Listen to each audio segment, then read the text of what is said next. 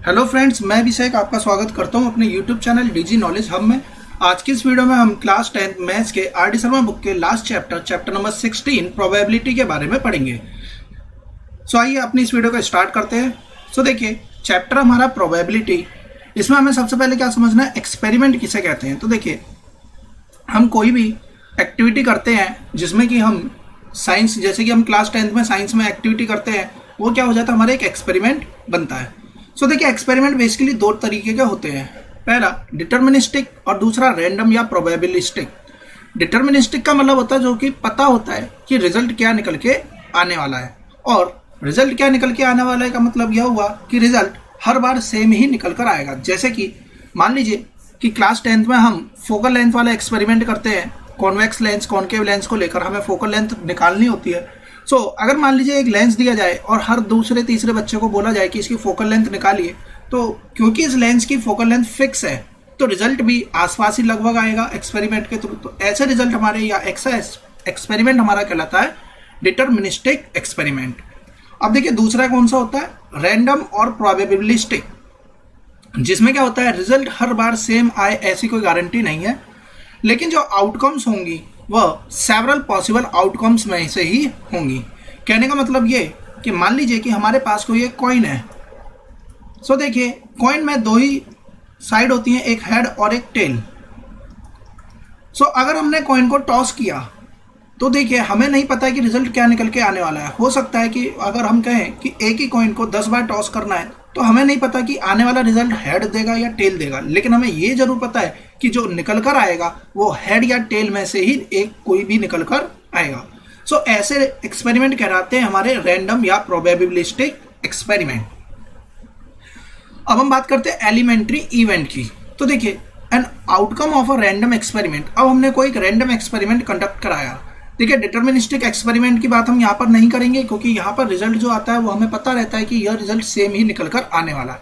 हम यहाँ पे पढ़ेंगे प्रोबेबिलिस्टिक रिजल्ट के बारे में। देखिए, एलिमेंट्री इवेंट किसे कहते हैं, an outcome of a random experiment, यानी कि कोई एक रैंडमली एक्सपेरिमेंट कंडक्ट कराया गया जिसकी आउटकम्स निकल कर आई, is called an elementary event. उसे हम बोलेंगे एलिमेंट्री इवेंट। जैसे कि मान लीजिए कि एक कॉइन है और इसे टॉस किया जा रहा है। अगर हम एक कॉइन को टॉस करेंगे तो या तो हेड आएगा या फिर टेल आएगा। अगर हमने दो कॉइन को साइमल्टेनियसली टॉस करना है, साइमल्टेनियसली का मतलब कि हम एक हाथ में एक कॉइन लेते हैं, दूसरे हाथ में दूसरा कॉइन लेते हैं और दोनों को एक साथ ही उछालते हैं। अब जब हम दोनों को एक साथ उछालेंगे, दोनों जमीन पर गिरेंगे या कहीं पर भी गिरेंगे, तो देखिए दोनों कॉइन की हमें क्या देखनी है, आउटकम्स देखनी है। तो आउटकम या तो दोनों में हेड हेड होगा, या दोनों में टेल टेल होगा, या एक में हेड एक में टेल, या फिर दूसरे में टेल और एक में हेड होगा। बेसिकली यहां से कितनी आउटकम्स निकल के आई, 4 आउटकम्स निकल कर आई। देखिए, और अगर हम 3 कॉइन को साइमल्टेनियसली टॉस करें एक साथ ही तो हमारी आउटकम्स कितनी आएंगी, इस तरीके से हमारी आउटकम्स बनेंगी। या तो तीनों हेड होंगे, या 2 हेड एक टेल, या पहला हेड दूसरा टेल तीसरा हेड, या फिर पहला टेल दूसरे बाकी के दोनों हेड। देखिए, मैंने यहाँ पर यह लिखा हुआ है कि देखिए, इनमें अगर हम ध्यान से देखें आउटकम्स, चाहे एक कॉइन हो, चाहे 2 कॉइन हो, चाहे 3 कॉइन हो, निकल के आने वाली चीज क्या है, सिर्फ हेड या फिर सिर्फ टेल। इसका मतलब है कि 2 की पावर में हम 1 लिखेंगे। 1 क्यों, क्योंकि हमने एक ही कॉइन लिया था। अगर 2 कॉइन को साइमल्टेनियसली टॉस करेंगे तो 2 की पावर 2, 2 की पावर 2 इज 4, यानी कि इस केस में 4 आउटकम्स निकल कर आएंगे। आउटकम्स क्या आ रही हैं इससे हमें मतलब नहीं है, आउटकम्स कितनी आ रही हैं इससे हमें मतलब है। कहने का मतलब ये कि मान लीजिए कि अगर किसी थैले में बहुत सारे फ्रूट्स रखे हुए हैं तो हमें मतलब नहीं है कि सेब है, केला है, संतरा है, अमरूद है, कितने हैं हमें उससे मतलब है।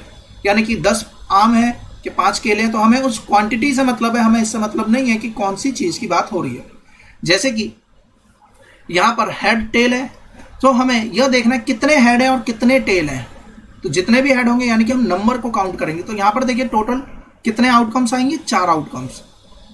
क्योंकि कॉइन एक है और एक कॉइन के 2 पहलू हैं, यानी हेड और टेल, और इसे कितनी यानी कि कितने कॉइन को साइमल्टेनियसली टॉस किया गया, 3 कॉइन को, तो 2 की पावर में 3 हो जाएगा।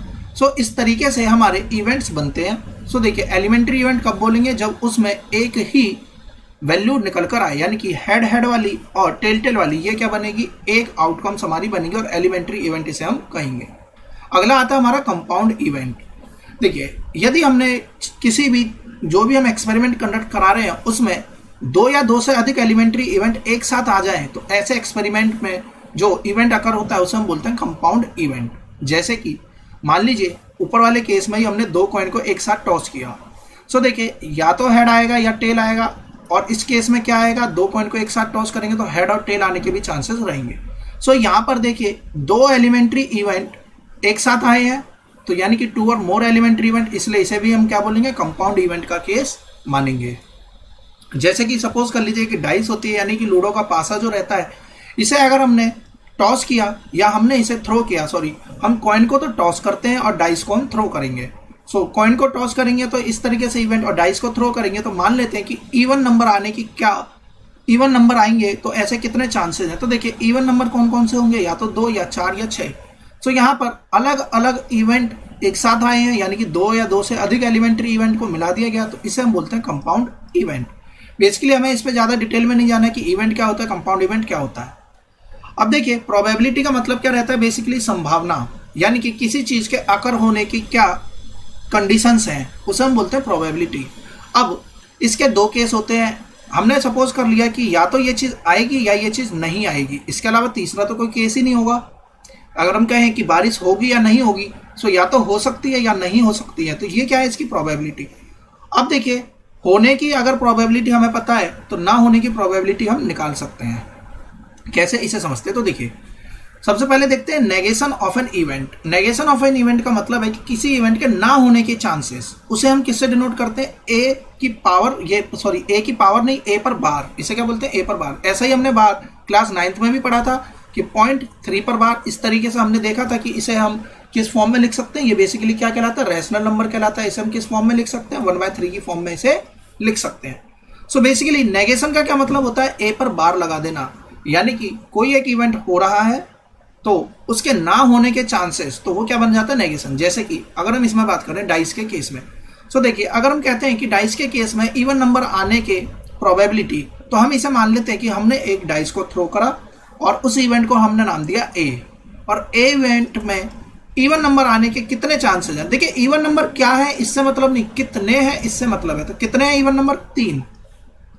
सो इवन नंबर हो गए हमारे 3। अगर हम कहें कि इवन नंबर ना आने के चांसेस, तो इसलिए हम यहाँ पर लगाते हैं बार। तो इवन नंबर ना आने के चांसेस, तो देखिए हमें पता है डाइस में 6 ही नंबर होते हैं टोटल, तो अगर डाइस में 6 नंबर होते हैं और 3 इवन आ गए तो बचे कितने, 3 ही यहाँ पर बचेंगे। सो इसे बोलते हैं हम नेगेशन, ना होना, यानी कि इवेंट में जो हम आउटकम्स की बात कर रहे हैं उस आउटकम्स के अलावा जो भी होगा उसे हम क्या बोल देंगे, नेगेशन कह देंगे। अब देखिए theoretically probability of an event किसे कहा जाता है। हम यहाँ पर ए को मान के चलते हैं कि कोई एक इवेंट है। अब इवेंट कुछ भी हो सकता है, मान लेते हैं कि हमने टॉस करा कॉइन को, या हमने डाइस को थ्रो करा, या हमने किसी बैग में से रैंडमली बॉल को पिक करा, या हमने कोई पैक ऑफ कार्ड था और उन कार्ड्स में से कोई हमने कार्ड को बाहर निकाला, तो ये सारे हमारे कहलाते हैं इवेंट।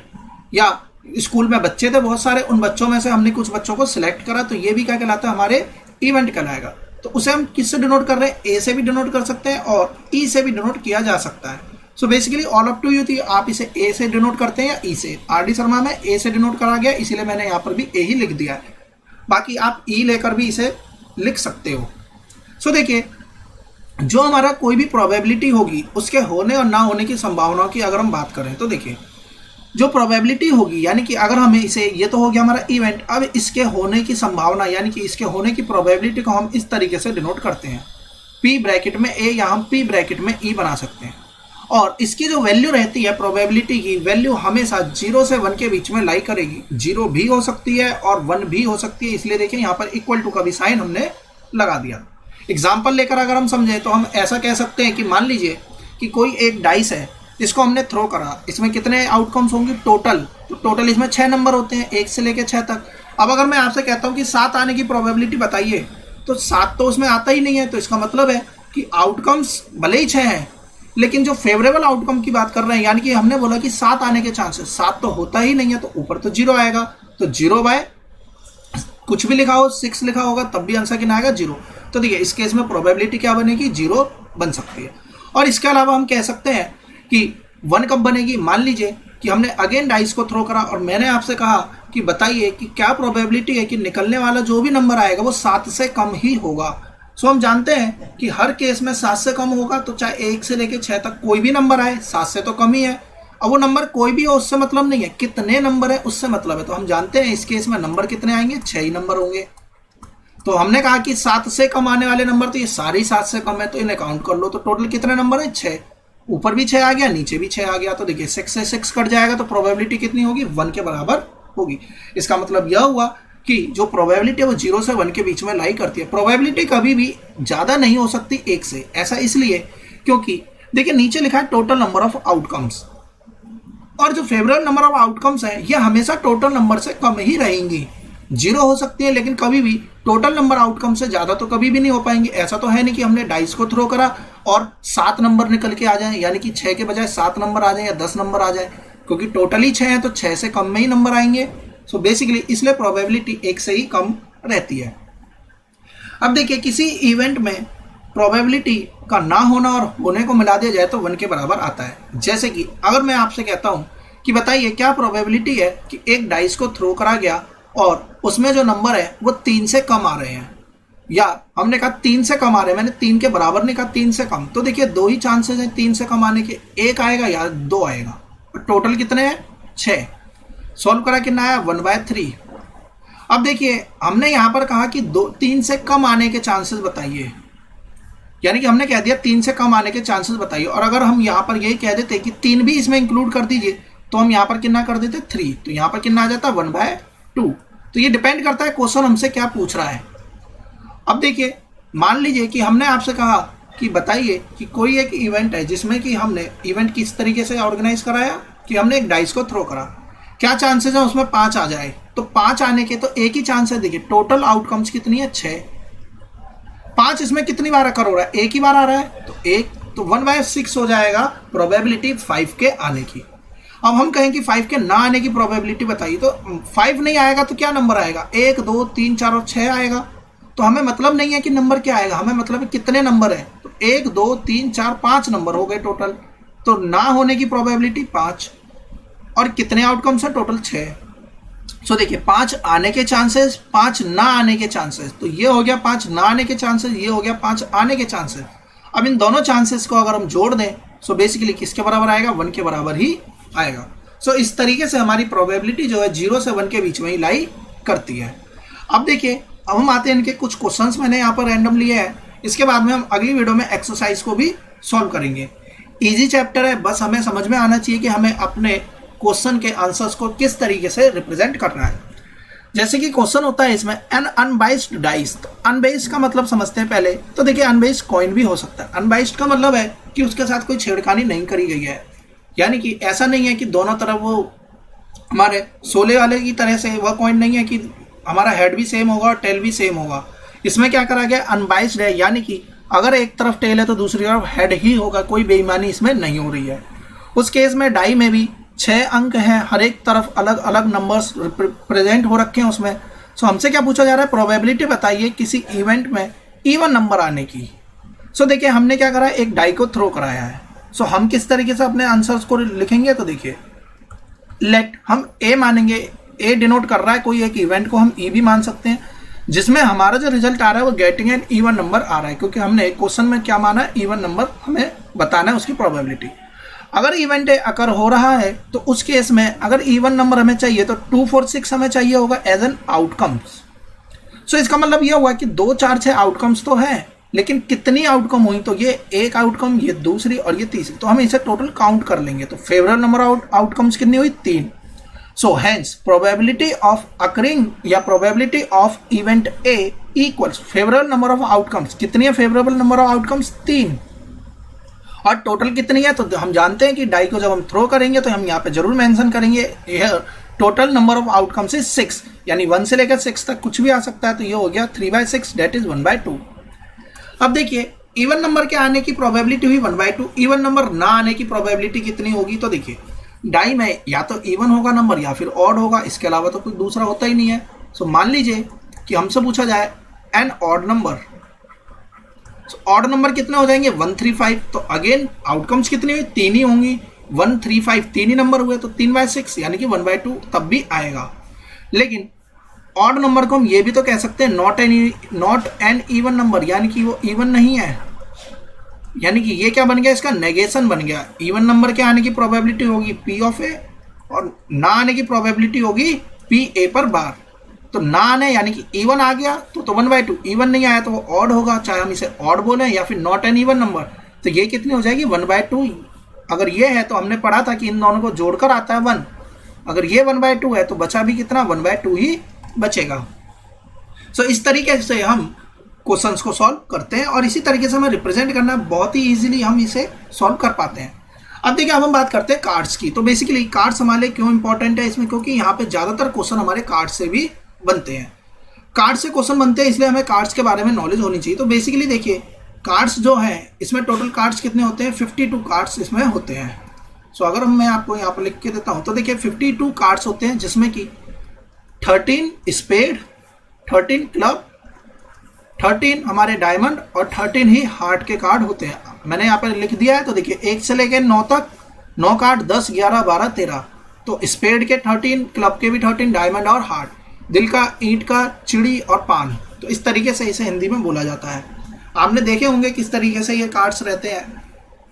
इसमें जो 1 नंबर होता है यानी कि 1, उसे हम ए से डिनोट करते हैं, तो इसमें ए ही लिखा रहता है। इसे हम इक्का भी बोलते हैं और इसे इंग्लिश में बोले तो एस कहते हैं। इसके बाद में बाकी सारे नंबर से रिप्रेजेंट होते हैं। 10 के बाद में जो 11वां नंबर होता है वो बेसिकली नंबर से नहीं जे से रिप्रेजेंट होता है, जिसे हम बोलते हैं जैक यानी कि गुलाम। इसके बाद में क्यू आता है, क्वीन यानी रानी, और के से किंग राजा हो गया। इसके अलावा जब अगर आपने कार्ड्स को देखा होगा तो आपने ये पाया होगा कि 10 के बाद में जितने भी नंबर्स होते हैं उस पर कोई फेस बना रहता है। उस पर क्या बना होता है, फेस बना होता है। इसीलिए इन कार्ड्स को बोलते हैं हम फेस कार्ड्स। तो 1 2 3 तो हमारे स्पेड के, 3 ही क्लब के, 3 ही डायमंड के और 3 ही हार्ट के क्या हो जाते हैं, फेस कार्ड होते हैं। इसके अलावा स्पेड और क्लब किस कलर के होते हैं, ये ब्लैक कलर के होते हैं। इसीलिए देखिए मैंने यहाँ पर ब्लैक से ही शो ऑफ कर रखा है। और अगर हम इनकी बात करें डायमंड और हार्ट किस कलर के होते हैं, ये रेड कलर के होते हैं। सो हमारे माइंड में इतनी चीज़ें बिल्कुल क्लियर होनी चाहिए कि कितने कार्ड्स हैं टोटल 52। अलग अलग बांट दें तो 4 अलग अलग भागों में बढ़ जाते हैं। 13 सबके कार्ड्स होते हैं। स्पेड कितने होते हैं 13, क्लब कितने होते हैं 13। लेकिन अगर मैं आपसे पूछता हूँ ब्लैक कितने हैं, तो ब्लैक कितने हो जाएंगे, टोटल हो गए ब्लैक 26। इसमें जोड़ेंगे 26 ब्लैक होते हैं और 26 ही हमारे इसमें रेड कार्ड्स होते हैं। एस कितने होते हैं टोटल, तो टोटल एस कितने, 1 2 3 4, यानी कि टोटल एस हो गए 4। सिर्फ आपसे पूछा जाए कि ब्लैक एस कितने हैं, तो ब्लैक के 2 एस हो गए। रेड के एस कितने हैं, 2। फेस कार्ड कितने हैं टोटल, तो टोटल देखिए 1 2 3 4 और 4 और ऐसे 3, यानी कि 12 फेस कार्ड है टोटल। यदि 12 टोटल फेस कार्ड है, रेड के कितने फेस कार्ड हुए, फिर 6, और ब्लैक के कितने फेस कार्ड हुए, 6। इसके अलावा इसमें किस टाइप से क्वेश्चन पूछा जाता है, इसे हम समझेंगे जब हम अपने क्वेश्चंस पे आएंगे। तो बेसिकली हमें इसमें अभी फिलहाल के लिए यही कार्ड्स की नॉलेज होनी चाहिए कि किस तरीके से कार्ड्स को हमने रिप्रेजेंट करना है। सो आई होप ये आपको समझ में आ गया होगा कार्ड्स। अब देखिए डाइस की बात करते हैं। देखिए डाइस के केस हमने लिया था, इससे पहले जब मैंने कॉइन का केस लिया तो मैंने आपको बताया था उसके 2 ही हिस्से होते हैं, एक हेड होता है और एक टेल होता है। अब एक कॉइन को उड़ाएंगे या 2 कॉइन को टॉस कर लीजिए, या हम 3 कॉइन को टॉस करें तो 3 के केस में आउटकम कितनी आई, 8। 2 के केस में आउटकम कितनी आई, 4। एक कॉइन को साइमल्टेनियसली का मतलब क्या रह जाता है इसमें, जबकि कॉइन ही एक है तो अगेन आउटकम्स कितनी हुई, 2। लेकिन अगर हम डाइस की बात करें तो डाइस के केस में देखिए आउटकम्स कितनी होती हैं। पहली बात तो उसमें 6 आउटकम होती हैं एक डाइस में। अगर एक ही डाइस को थ्रो करा गया तो आउटकम्स कितनी बनेगी, 6 की पावर 1। 2 डाइस को एक साथ थ्रो करा गया तो अब आउटकम्स कितनी बनेगी, देखिए 36। और मैंने यहाँ पर आपके लिए 36 आउटकम्स को रिप्रेजेंट कर रखा है। जब हम 2 डाइस को एक साथ थ्रो करेंगे, यानी कि इसे और इसे दोनों हमने गोटियों को निकाला और इसे फेंक दिया। फेंकने के बाद में इसे 1 नंबर दे देते हैं और इसे 2 नंबर दे देते हैं, मान लेते हैं। अब ऐसा हो सकता है कि पहले वाले में 1 आए, दूसरे वाले में भी 1 आ जाए। तो देखिए ये होने की प्रोबेबिलिटी, यानी कि ऐसा हो सकता है। हमें नहीं पता रिजल्ट आएगा क्या, अगर हम करके देखते हैं एक्टिविटी तब पता चलेगा कि क्या आना है। लेकिन हम मान के चलते हैं कि अनबाइस्ड डाइस है तो कुछ भी आ सकता है। तो ये इतनी सारी आउटकम्स में से कुछ भी आ सकता है। सो देखिए आने के लिए 1 1 आ सकता है दोनों में, या पहले में 1 दूसरे में 2, पहले में 1 दूसरे वाले में 3, फर्स्ट वाले में 1 दूसरे वाले में 4। इस तरीके से पहले वाले में 4 दूसरे वाले में 1, 4 2 4 3 4 4 4 5 4 6। इस तरीके से कुछ भी आ सकता है। अभी टोटल कितनी है देखिए, 6 से यानी कि 36 टोटल आउटकम्स होंगी। अगर हम ध्यान से देखें तो इसे बोला जाता है डुप्लेट। डुप्लेट का मतलब क्या हो जाता है, जब दोनों ही डाइस में एक जैसे नंबर आते हैं।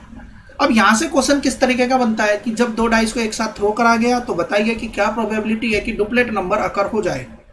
सो देखिए, या तो हम एक्टिविटी परफॉर्म कर लें, तो एक्टिविटी परफॉर्म करने के दौरान ऐसा जरूरी नहीं है कि क्या निकल कर आएगा, लेकिन इतने में से ही कुछ ना कुछ क्या होगा। यही हमने समझा था कि आउटकम्स जो है, जब हम प्रोबेबिलिस्टिक एक्सपेरिमेंट कंडक्ट कराते हैं तो टोटल आउटकम में से ही कुछ ना कुछ निकल कर आएगा। ऐसा तो है नहीं कि हमने दो डाइस को थ्रो कराया और 7 आ जाए, कहीं पर भी नहीं आएगा, इन्हीं में से। तो आउटकम्स जो निकल कर आएगी इन्हीं में से निकल कर आएगी। अपॉन में कितना लिखा जाएगा, 36।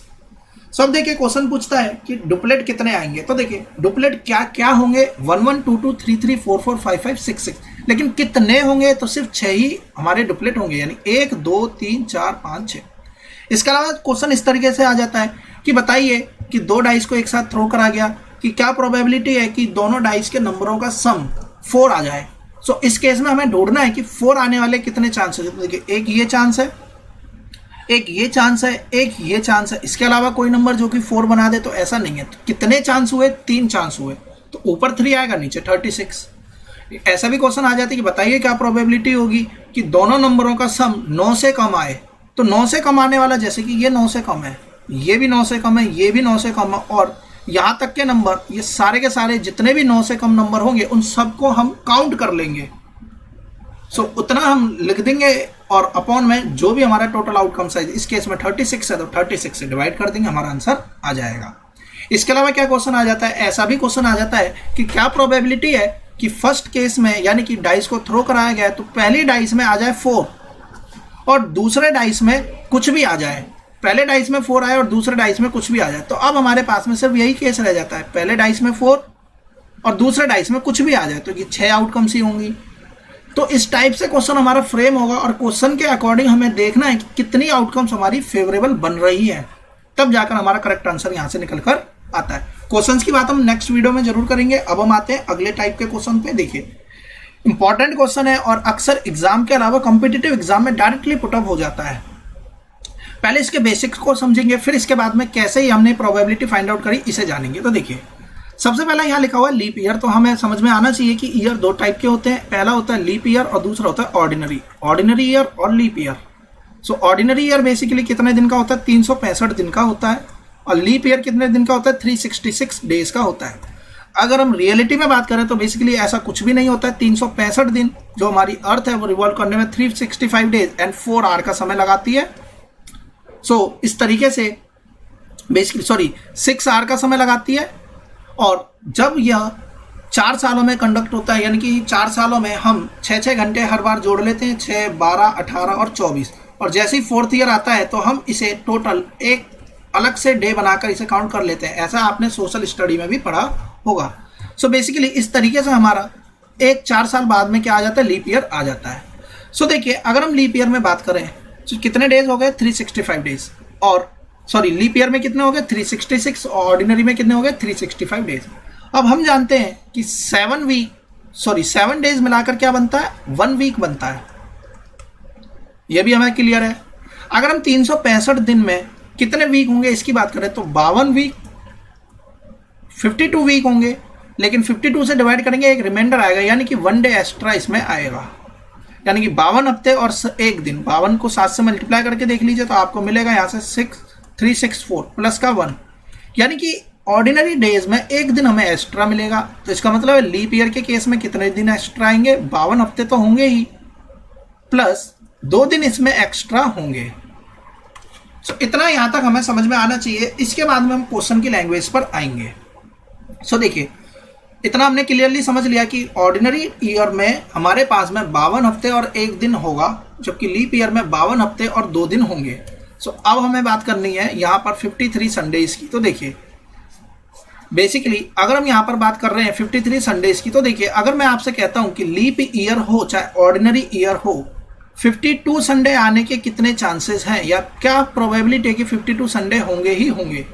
सो मुझे बताइए, अगर 52 हफ्ते हैं तो 52 हफ्ते में 52 संडे तो आने ही हैं, 110% 52 संडे इसमें आकर होंगे ही। इसका मतलब है कि 52 संडे आने की प्रोबेबिलिटी कितनी होगी, 100% प्रोबेबिलिटी। देखिए मैंने परसेंटेज लिखा है, अगर मैं नंबर में बात करूंगा तो ऊपर भी एक नीचे भी 1 आएगा, तो आंसर कितना हो गया, 1 प्रोबेबिलिटी होगी। अगर परसेंटेज में बात करें तो 100% चांस है।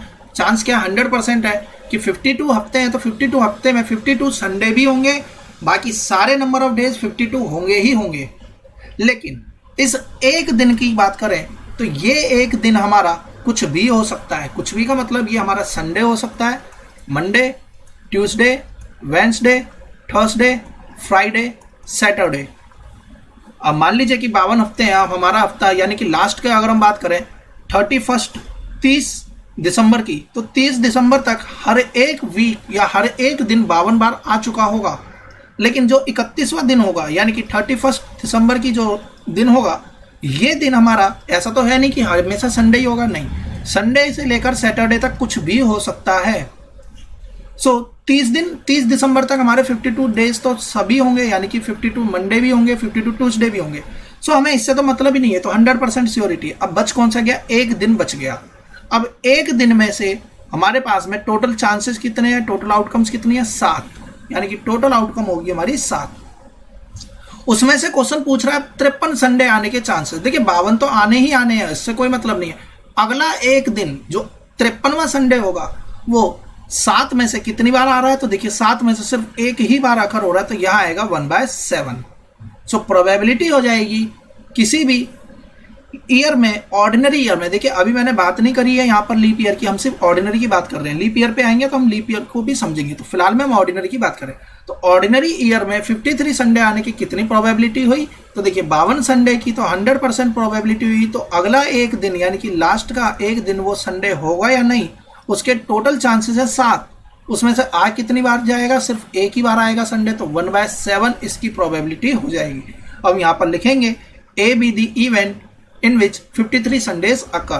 So the number of total outcomes will be, इस तरीके से हम 7 आउटकम्स लिख देंगे और इसके बाद में हम लिखेंगे favourable outcome is 1, favourable outcome number is 1। सो 1/7 इसकी टोटल प्रोबेबिलिटी होगी। अब देखिए इतना हमने समझ लिया रिप्रेजेंटेशन, और देखिए एग्जाम्पल में एक क्वेश्चन दे रखा है। सो आप इसे वहां से लिखने का क्या तरीका रहेगा, उस तरीके से आप इसे समझ सकते हैं। अब देखिए अगर मैं बात करता हूं अब किसकी, लीप ईयर की, तो अब लीप ईयर की बात करते हैं क्योंकि क्वेश्चन में लीप और ऑर्डिनरी कुछ भी आ सकता है। सो बेसिकली अब हम बात करते हैं लीप ईयर की। तो देखिए अगर लीप ईयर में भी देखा जाए तो 52 हफ्ते हैं, इसका मतलब है अगर हमसे पूछा जाता है कि 52 संडे आने के बताइए कितने चांसेस होंगे, सो इसका मतलब है कि 52 संडे होने के चांसेस कितने हो जाएंगे इस केस में, 100%। यानी कि 52 वीक में हर एक वीक में एक संडे जरूर आएगा, यानी कि 52 वीक में 52 संडे तो जरूर आएंगे। अब बच कौन से दिन गए, बच गए ये 2 दिन। इसका मतलब ये हुआ कि 29 दिसंबर तक 52 हफ्ते हमारे पूरे हो चुके हैं, 52 हफ्ते पूरे हो चुके हैं। अब ये 52वें हफ्ते के बाद वाला दिन जो आएगा वो 30 दिसंबर होगा और इसके जस्ट बाद वाला दिन 31 दिसंबर होगा, जो कि लास्ट डे रहेगा। अब देखिए मान लेते हैं कि यहाँ पर फ्राइडे था, यहाँ पर सैटरडे था, तो अगला दिन संडे होगा, तो इसके जस्ट बाद वाला दिन मंडे ही होगा। ऐसा तो है नहीं कि यहाँ संडे आ जाए और उसके जस्ट बाद वाला दिन सैटरडे हो जाए, नहीं। अगर यहाँ पर सैटरडे है, ये फ्राइडे है, तो यहाँ पर अगर हमारा हफ्ता खत्म हो रहा है तो इसके बाद में अगला दिन हमारा संडे होगा, उसके बाद वाला दिन मंडे होगा। ऐसा भी तो हो सकता है कि वह दिन संडे पर खत्म हुआ हो 52 हफ्ते, तो अगला दिन मंडे होगा, तो उसके जस्ट बाद वाला दिन ट्यूसडे होगा। ऐसा भी हो सकता है ट्यूसडे हो, वेडनेसडे हो, वेडनेसडे हो, थर्सडे हो, फ्राइडे हो, सैटरडे हो, संडे हो। और संडे के बाद में देखिए, संडे के बाद में वापस से हम संडे मंडे इसी तरीके से आउटकम्स बनने लगेंगे। सो इसका मतलब यह हुआ कि अब यहाँ पर टोटल चांसेस कितने, तो 1 2 3 4 5 6 7, यानी कि अब भी चांसेस हमारे 7 ही हैं लीप ईयर के केस में। टोटल आउटकम्स तो 7 ही रहेंगे। पूछ रहा है 53 संडे आने के चांसेस बताइए। तो देखिए इस वाले को अगर हम मान लेते तो इसमें भी एक संडे आ रहा है, और अगर हम इसे देखें तो यहाँ पर भी एक संडे आ रहा है। तो इसका मतलब अब कितने चांसेस हुए, तो अब टोटल हमारे चांसेस 2 हो जाएंगे। तो बेसिकली अब आंसर हमारा बनेगा 2/7। यहाँ पर भले ही संडे की जगह कोई भी हफ्ते का वीक लिखा हो, कोई फर्क नहीं पड़ता। ऑर्डिनरी है तो 1/7 आंसर आएगा, लीप है तो 2/7 आंसर आएगा। बस ध्यान क्या रखना है, यहाँ 53 लिखा हो, ऐसा नहीं। अगर यहाँ 52 लिखा होगा तो हमारा आंसर 1 ही बनेगा। क्योंकि 52 हफ्ते हैं, 52 हफ्ते में 100% जो है कि संडे आने ही आने हैं 52, तो हमारा आंसर निकल कर आ जाएगा।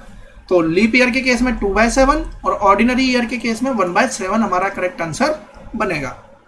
ध्यान रखिएगा, कभी कभी जल्दबाजी में बच्चे क्या कर देते हैं कि 53 संडे है तो हम यहाँ लिख देते हैं 53/365, तो बेसिकली ये अपने आप में गलत हो जाता है। सो अब हम आते हैं अगले क्वेश्चन पे। देखिए अगला क्वेश्चन इस टाइप से एग्जाम में पूछा जाता है, a bag contains 5 red ball and some blue ball, यानी कि कोई एक बैग है जिसमें कि 5 बॉल रेड है और कुछ बॉल ब्लू है। अब मान लीजिए मैं आपसे कहता हूं कि इसमें प्रोबेबिलिटी बताइए व्हाइट बॉल के आने की, तो जो व्हाइट है ही नहीं तो कितनी प्रोबेबिलिटी बनेगी? 0। अब अगर हम आपसे कह देते हैं कि पूरे बैग में 15 रेड बॉल है, सिर्फ 15 रेड बॉल, और बताइए क्या प्रोबेबिलिटी है कि हम 5 बॉल निकालें वो रेड हो? 100%। 5 बॉल निकालिए, चाहे 10 निकालिए, चाहे 15 ही निकाल लीजिए, सारी रेड होंगी। तो इसका मतलब है कि 1 भी प्रोबेबिलिटी होती है। सो देखिए यहाँ पर क्वेश्चन क्या कहता है, यहाँ पर क्वेश्चन यह कहता है कि कोई एक बैग है जिसमें कि 5 रेड बॉल है, 5 रेड बॉल है और कुछ ब्लू बॉल है। कुछ ब्लू बॉल है, we don't know the number of blue ball, so we let it x, हम इसे x नंबर ऑफ बॉल्स मान लेते हैं। यदि प्रोबेबिलिटी ब्लू बॉल के निकलने की is double that the red ball, यानी कि प्रोबेबिलिटी ऑफ ब्लू बॉल, हम इस इवेंट को बी से ही नाम दे देते हैं, let B be the event in which a ball will be drawn will be blue, is twice the double that of the red ball, यानी कि रेड बॉल की प्रोबेबिलिटी से दुगनी होगी। सो बताइए नंबर ऑफ ब्लू बॉल्स। तो देखिए हमें यहाँ पर यह तो गिवन है कि हमारे पास में 5 रेड है और x ब्लू बॉल है। सो टोटल बॉल कितनी है? अगर हम इन दोनों बॉल्स को एक बैग में डाल दें, क्योंकि एक ही बैग है, अलग अलग बैग नहीं है, मैंने सिर्फ यहाँ पर अलग अलग बैग में दिखा रखा है, लेकिन बैग एक्चुअल में एक ही है और एक ही बैग में ये बेसिकली दोनों चीज़ें पड़ी हुई हैं। सो अगर मैं यहाँ पर सही तरीके से बनाता हूँ तो बेसिकली 5 रेड बॉल है और x ब्लू बॉल है, एक ही बैग में पड़ी हुई है।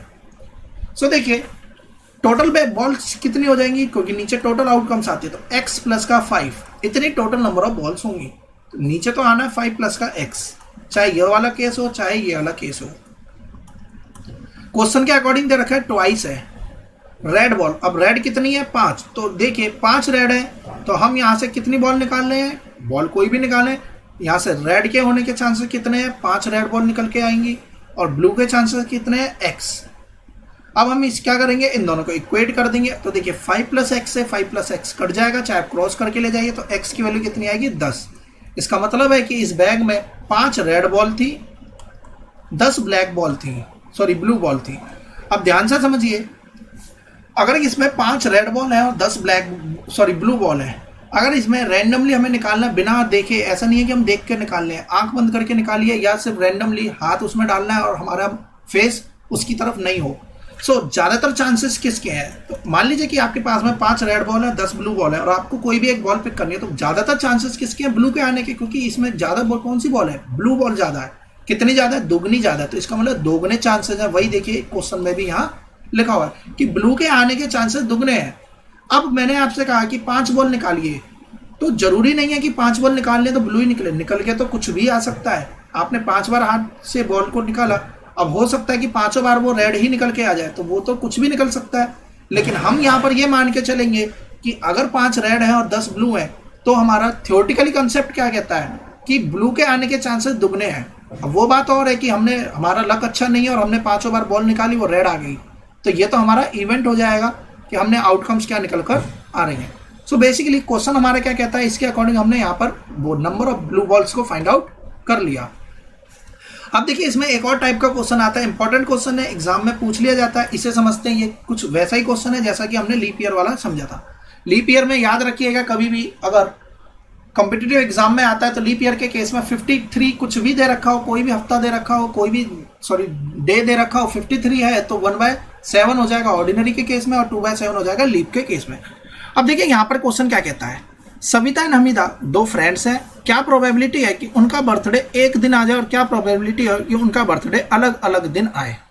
अब देखिए या तो बर्थडे एक ही दिन होगा या फिर अलग अलग दिन होगा। इसका मतलब है अगर हम सेम डे का निकाल लें, यानी प्रोबेबिलिटी ऑफ सेम डे पर बर्थडे होने की प्रोबेबिलिटी अगर हमने निकाल ली, तो अगर मैं आपसे कहता हूँ कि सेम डे नहीं है, इसका मतलब ही हो गया कि अलग अलग दिन है। तो इसका मतलब यह हुआ कि ये जो स्टेटमेंट लिखी है दूसरी वाली, वो नेगेशन है पहली स्टेटमेंट का।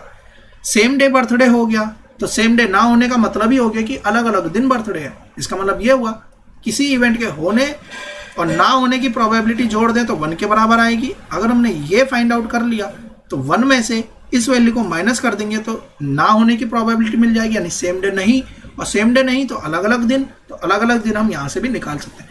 यानी क्वेश्चन में करना एक ही काम है और एक से हम दूसरा आंसर अपने आप ही डायरेक्टली निकाल लेंगे। देखिए किस तरीके से सॉल्व करेंगे। सबसे पहला तो इस केस में हमें आउटकम्स पता होनी चाहिए, आउटकम्स कितनी बनेंगी। तो देखिए सेम डे बर्थडे की आउटकम्स बनाते हैं बहुत ही सिंपल तरीके से, जैसे हमने डाइस की आउटकम बनाई।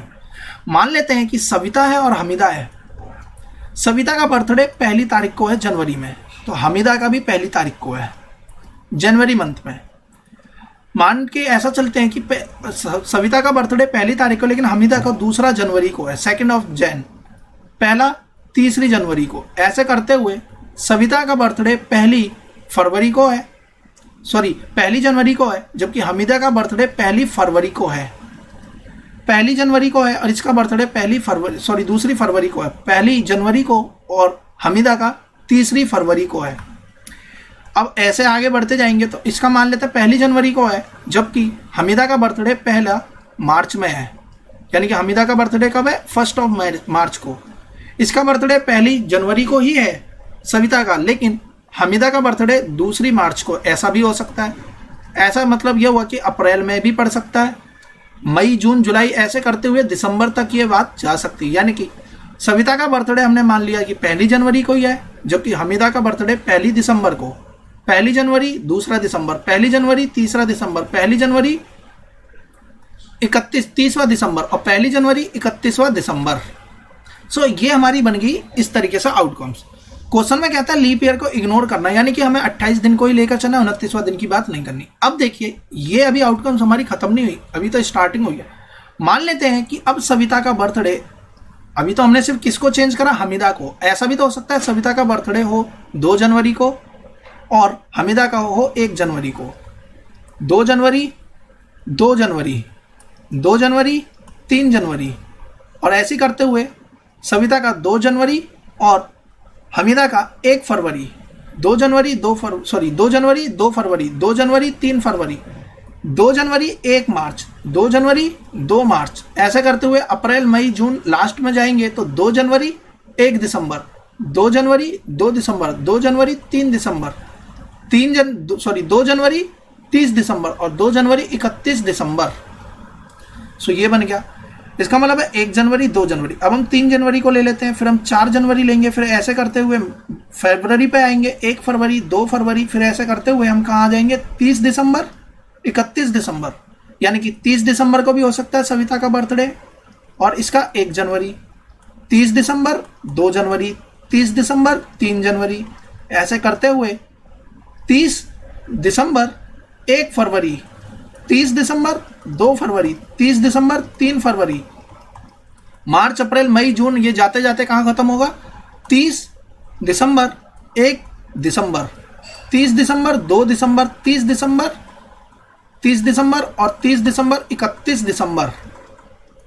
ऐसे लास्ट में क्या आएगा 31 के केस बनाएंगे तो देखिए टोटल केस कितने बने। अगर हम इस तरीके से काउंट करें तो 365 दिन, और अगर हम इस तरीके से भी काउंट करें तो टोटल कितने दिन हो गए 365 दिन। इसका मतलब यह हुआ कि टोटल आउटकम्स कितनी बनी। तो ध्यान से समझते हैं, टोटल आउटकम्स हमें इसे काउंट करना है। जैसे हमने 6 वाले को काउंट करा था कि 6 ऐसे थी 6 ऐसे थी, 36 आउटकम बनी। तो इसका मतलब टोटल आउटकम्स अब कितनी बनेगी 365 इंटू का 365, ये होगी हमारी टोटल नंबर ऑफ आउटकम्स। इतना हमने यहाँ पर समझ लिया। अब देखिए मैं यहाँ पे रब कर देता हूँ, टोटल आउटकम्स हमें समझ में आ गई 365/365 क्यों क्वेश्चन में, क्यों ये बनेगी। अब देखिए क्वेश्चन कहता है सेम डे बर्थडे हो। अब सेम डे के केस ढूंढते हैं। तो देखिए सेम डे 1 जनवरी को, 2 जनवरी को, 3 जनवरी, 4 जनवरी, 5 जनवरी, 31 जनवरी, 1 फरवरी, 2 फरवरी, इस तरीके से 1 मार्च, 2 मार्च, 3 मार्च, 4 मार्च, सब सेम आएगा। और ऐसे करते हुए हम कहाँ तक पहुँचेंगे 30 दिसंबर और 31 दिसंबर। अगर हम ध्यान से देखें तो इसमें कितने डेज काउंट हो रहे हैं 365 नंबर ऑफ डेज बनेंगे। कितने डेज बनेंगे 365। ऐसा हो सकता है कि इसका भी बर्थडे 28 अप्रैल हो, इसका भी 28 अप्रैल हो, 29 अप्रैल हो, 29 अप्रैल हो, 30 अप्रैल, 30 अप्रैल, 1 मई, 1 मई, 2 मई, 2 मई। तो टोटल नंबर ऑफ डेज अब कितने आए, फेवरेबल आउटकम्स कितने आए, 365। इसका मतलब है सेम डे बर्थडे होने के चांसेस हो जाएंगे 365 अपॉन 365 इंटू का 365। इससे ये वैल्यू कट जाएगी, आंसर कितना आएगा 1 अपॉन में 365। ये तो हो गया सेम डे बर्थडे होने के चांस। अब डिफरेंट डे यानी कि डिफरेंट बर्थडे हो तो हमने पढ़ा है कि सेम डे होने के चांसेस प्लस सेम डे ना होने के चांसेस जोड़ दिए जाए तो 1 के बराबर आएगा। ये वैल्यू आएगी 1 अपॉन में 365, यानी कि ना होने के चांसेस कितने हो जाएंगे 1 माइनस 1 बाय 365, यानी कि 364। 364 अपॉन में 365 हमारा आंसर निकल कर आएगा। इसका मतलब यह हुआ कि बाकी के जितने भी दिन बच गए वही सबको हम काउंट कर लेंगे और टोटल कितने बन जाएंगे 364 डेज बनेंगे। अब अगर हम ध्यान से देखें तो ये 364 क्यों रह गए, क्योंकि देखिए अगर मैं आपसे कहता हूं कि इसका बर्थडे 1 तारीख को, इसका 3 को है, यानी कि सविता का 1 तारीख को, इसका 3 तारीख को, तो अगर हम यहां पर बात करें तो देखिए 3 जनवरी और 1 जनवरी यहां पर भी आएगा, तो ये दोनों तो एक ही बात होगी, तो हम इसे एक ही बार लिखेंगे, इसीलिए यहाँ 364 ही रह गया। 364 इंटू 364 इसलिए यहाँ पर नहीं आया। आई वो आपको समझ में आया होगा। जैसे कि मान लेते हैं कि हम इसकी बात करते हैं कि 2 जनवरी और 3 जनवरी। अब हम यहाँ की बात करेंगे तो देखिए 3 जनवरी 2 जनवरी तो एक ही मतलब है, अलग अलग डे आ ही रहे हैं, हमें कोई मतलब नहीं है कि पहले वाले का पहले आ रहा है कि दूसरे वाले का, इससे कोई फर्क नहीं पड़ता। ये दोनों बेसिकली एक ही आउटकम्स बन गई एक तरीके से, इसलिए यहाँ पे सिर्फ और सिर्फ कितना बनेगा 364। आप काउंट करके भी कर सकते हो या हम डायरेक्टली इस रिजल्ट से भी निकाल सकते हैं। इस तरीके से इसे हमने समझ लिया। अब हम आते हैं अगले क्वेश्चन पे। देखिए अगला क्वेश्चन क्या कहता है, और jar content 24 marble, some are green and some are and others are blue. तो यानी कि कोई एक जार है, इसके अंदर कंटेंट 24 मार्बल है, 24 में से कुछ ग्रीन है कुछ ब्लू है। एक मार्बल को निकाला जा रहा है, ए मार्बल, यानी कि एक मार्बल को निकाला जा रहा है रैंडमली, तो प्रोबेबिलिटी है ग्रीन के आने की 2/3। तो बताइए ब्लू मार्बल कितनी है। तो देखिए हम लिखेंगे let A be the event of getting an marble which is of green colour and the value of green colour, यानी कि ए पी ए दे रखा हमारा 2/3, या हम अगर ग्रीन से डिनोट कर रहे हैं तो हम यहाँ पे जी ही लिख लेते हैं, जी बी दी इवेंट बोल देंगे हम इस केस में। तो देखिए प्रोबेबिलिटी ऑफ जी जो दे रखा है 2/3 दे रखा है क्वेश्चन में, लेकिन हम जानते हैं कि प्रोबेबिलिटी यदि ग्रीन बॉल हमारी x मान लेते हैं कि हमारी ग्रीन बॉल कितनी है x है। सो बेसिकली इस केस में देखिए किस तरीके से क्वेश्चन सॉल्व हो जाएगा हमारा। तो हमने मान लिया कि हमारी ग्रीन बॉल कितनी है x।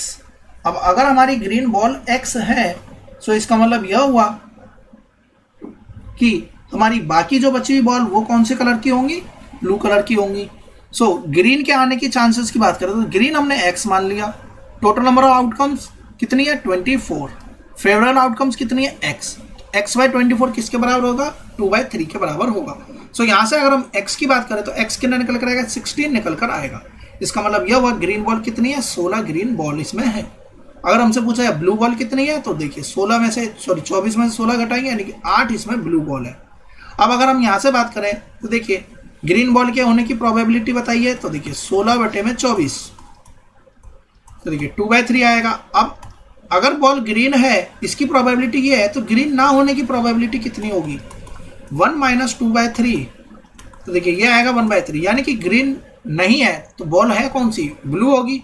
और अगर हम यहाँ से देखें ब्लू की प्रोबेबिलिटी तो देखिए क्या नजर आएगा यहाँ से 8/24, ये भी कितना आएगा 1/3।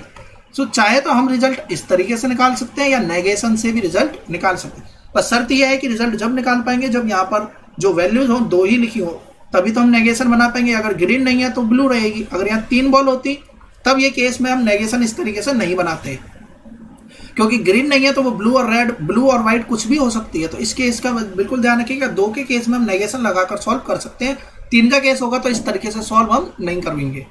हम आते हैं अगले क्वेश्चन पे। देखिए अगला क्वेश्चन क्या कहता है, if a number x is chosen, कोई एक नंबर है x इस तरीके से लिया जाता है रैंडमली फ्रॉम द नंबर, इनमें से कोई एक नंबर निकालना है और बताना है कि प्रोबेबिलिटी क्या होगी। प्रोबेबिलिटी बताइए कि x² जो लेस देन 2 हो जाए। ये हमारा x है, अगर हम इसका स्क्वायर करें तो 4 आएगा, इसका स्क्वायर करें तो 1, इसका करते हैं स्क्वायर 0, इसका स्क्वायर करेंगे 1, इसका स्क्वायर करेंगे 4। देखिए अब हमने यहाँ पर स्क्वायरिंग कर दी। अब अगर हमने यहाँ पर स्क्वायरिंग को कर दिया है, अब देखिए हमें क्या करना है, प्रोबेबिलिटी निकालनी है उन नंबर्स की जो कि एक्स स्क्वायर लेस देन 2 हो। सो एक्स स्क्वायर लेस देन 2 के चांसेस कितने हैं, 3 ही चांसेस है। देखिए या तो 1 होगा या 0 या 1। इसका मतलब है कि यहाँ पर चांसेस कितने आए, 3 चांसेस आए। कौन कौन से, कि नंबर हमने -1 चुना है, 0 चुना है और 1 चुना है। 3 नंबर चुने हैं, टोटल कितने थे 5, तो प्रोबेबिलिटी कितनी होगी 3/5। हमें इससे मतलब नहीं है कि आउटकम्स के रिजल्ट की, हमें x चुनना था तो x हम यहाँ से चुनेंगे। अगर हम यहाँ से बात करते तो 2 ही हो जाते, क्योंकि बेसिकली 1 कितना है, एक ही है, एक जैसे लिखा हुआ है। सो हमें प्रोबेबिलिटी बतानी एक्स स्क्वायर लेस देन 2 आ जाए, तो x को हमने चुनना था, तो x यहाँ से कितने बनेंगे, 3 केस यहाँ से बनेंगे, तो 3/5 इसकी प्रोबेबिलिटी हो जाएगी। रिप्रेजेंट लिखना किस तरीके से बुक में दे रखा है, आप उस तरीके से लिख सकते हैं। अब हम आते हैं अगले क्वेश्चन पे। अगला क्वेश्चन देखिए क्या कहता है, a bag contain 12 balls out of which x are white. कोई एक बैग है जिसमें कि 12 बॉल्स हैं, जिसमें कि x क्या है, व्हाइट बॉल है। इसका मतलब यह हुआ कि कोई एक बैग है जिसमें टोटल कितनी है, 12 बॉल है, आउट ऑफ विच, जिसमें x क्या है, व्हाइट बॉल है। बाकी क्या है हमें अभी कलर नहीं पता, अब हम बाकी बाद में देखते हैं। सो देखिए आगे कहता है कि if one ball is drawn at random, randomly एक बॉल निकाली जाए, क्या प्रोबेबिलिटी कि वो व्हाइट हो।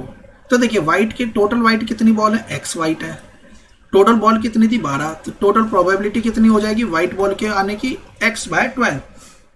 सो x/12 तो होगी हमारी व्हाइट बॉल की प्रोबेबिलिटी। अब हम आगे आते हैं, if 6 more white ball are put in a bag. अब हमने क्या करा, 6 और व्हाइट बॉल बैग में डाल दी।